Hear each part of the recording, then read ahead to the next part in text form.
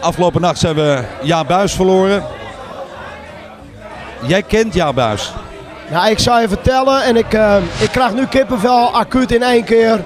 Ik deed vanmorgen mijn computer aan en toen las ik dat bericht. Toen zat ik met hele dikke tranen op mijn wangen. Wat was die man een ongelofelijke icoon. En hij was ook bevriend met mijn oude manager, met Wout van Dolenweert. Dus ik ken hem al heel lang, die man. En ik schreef het aan zijn zoon op. Ik had hem een berichtje gestuurd aan Alois. Ik heb nooit bij jullie in de stal gezeten, maar het voelt alsof iemand uit mijn eigen kring is overleden. Ja, ik hield van Jaap Buys. En persoonlijk heb ik hem, ja, ik heb hem wel gekend. Ik heb hem best wel goed gekend. Maar ik heb nooit zoveel met hem gewerkt als Jan bijvoorbeeld. Of als de Jees, Nick en Simon. Maar ik had wat met die man. Een eerlijke, oprechte kerel. Het was een stoere vent. Het was echt een manager. En ik moest altijd verschrikkelijk om hem lachen.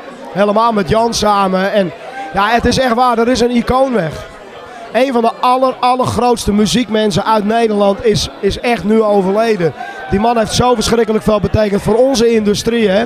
Hij heeft de Palingsound naar Nederland gehaald. De Cats, George Baker, noem het allemaal maar op. En het was echt een held, die man. Ik denk ook echt dat... ik hoop dat Nederland... Want weet je, in Nederland zijn we allemaal een beetje nuchter. En we eren mensen niet zo gauw in Nederland.